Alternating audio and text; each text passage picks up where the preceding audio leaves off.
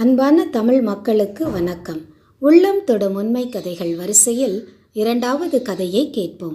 கடவுள் தம்மை நம்புகிறவர்களுக்கு எல்லா வகையிலும் உதவி செய்கிறார்.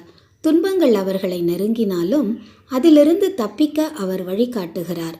இன்று ஒரு ஜப்பானிய பெண்ணின் கதையை கேட்போம். ஜப்பானின் மக்கள் தொகையில் 1% மட்டுமே கிறிஸ்தவர்கள். மற்றவர்கள் ஷிண்டோ அல்லது பௌத்த மதத்தை சேர்ந்தவர்கள். அப்படிப்பட்ட ஜப்பான் நாட்டில் மட்சுகோ என்கிற ஒரு சிறு பெண் வாழ்ந்து வந்தாள். அவள் இயேசுவை ஏற்றுக்கொண்டு நல்ல கிறிஸ்தவ பெண்ணாக இருந்தாள். தினமும் இயேசுவிடம் செபிப்பதையும் தன் வழக்கமாக கொண்டிருந்தாள்.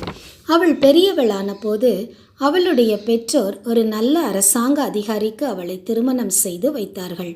அந்த மனிதருக்கோ இயேசுவை பற்றியோ அல்லது கிறிஸ்தவ நம்பிக்கை பற்றியோ எதுவுமே தெரிந்திருக்கவில்லை. ஆனாலும் அவர்களின் திருமண வாழ்க்கை நன்றாக போய்கொண்டிருந்தது.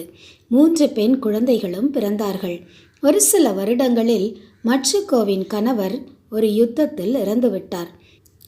தனியாக 3 பெண் குழந்தைகளையும் வளர்ப்பதற்கு மட்சுகோ மிகவும் கஷ்டப்பட்டதினால் தன் சொந்த ஊரை விட்டு ஹிரோஷிமா நகருக்கு இடம்பெயர்ந்தார். அங்கு அவருக்கு ஒரு மருத்துவமனையில் சமையல் செய்யும் வேலை கிடைத்தது. கடவுள் பயத்துடன் அந்த வேலையை நன்றாக செய்து வந்தார்.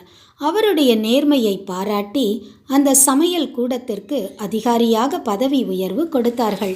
சம்பளமும் 2 மடங்காக உயர்ந்தது. குழந்தைகளும் அங்குள்ள பள்ளியில் சேர்ந்து நன்றாக படிக்க துவங்கினார்கள். இப்படி மட்சுகோவின் வாழ்க்கை நன்றாக போய்கொண்டிருந்த சமயத்தில் 2ஆம் உலகப் போர் துவங்கியது. அப்பொழுது ஒரு நாள் யாரோ அவருடன் பேசுவதை அவரால் உணர முடிந்தது. "நீ உயிர் தப்பி பிழைக்க இந்த நகரத்தை விட்டு வெளியேறி தொலைவில் உள்ள மலைக்கு போய்விடு" என்று அந்த சத்தம் கேட்டது. இது கடவுளின் வார்த்தையே என்று மட்சுகோ தெரிந்து கொண்டார். ஆனாலும் இந்த காரியத்தை எப்படி செய்வது என்று அவர் மிகவும் தயங்கினார். அப்பொழுது "உன் உயிர் தப்ப ஓடிப்போ" என்கிற சத்தம் அடிக்கடி அவருக்கு கேட்டு கொண்டிருந்தது. உடனடியாக தன் வேலையை ராஜினாமா செய்தார். வீட்டையும் காலி செய்தார். சாமான்களையும் குழந்தைகளையும் ஒரு வண்டியில் ஏற்றிக்கொண்டு 25 மைல்களுக்கு அப்பால் கடந்து சென்று ஒரு மலை கிராமத்திற்கு போய் சேர்ந்தார்.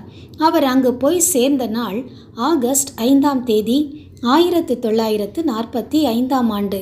அடுத்த நாள் ஆகஸ்ட் 6ஆம் தேதி இவ்வுலகத்தில் யாருமே கற்பனை செய்து கூட பார்க்காத ஒரு பயங்கரம் நடந்தது. ஆம், அன்று காலை சரியாக 8:15 மணிக்கு ஹிரோஷிமா நகரத்தின் மீது அமெரிக்கா முதல் அணுகுண்டை வீசியது. குண்டு வீசப்பட்ட முதல் நாளிலேயே சுமார் 70,000க்கும் அதிகமான மக்கள் உடனடியாக உயிரிழந்தார்கள். கட்டடங்கள், வீடுகள் தரைமட்டமாயின. குண்டு வெடித்தவுடன் உமிழப்பட்ட வெப்பத்தினால் அநேகர் வெறுமனே ஆவியாகிவிட்டனர். இந்த பேரழிவின் செய்தியை கேட்ட மட்சுகோ அதிர்ந்து போனார்.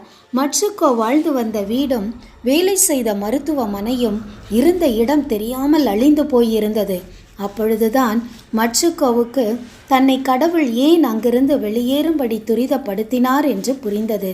இவ்வளவு பெரிய அழிவிலிருந்து கடவுள் தன்னை பாதுகாத்திருக்கிறாரே என்று கண்ணீருடன் அவருக்கு நன்றி கூறினார்.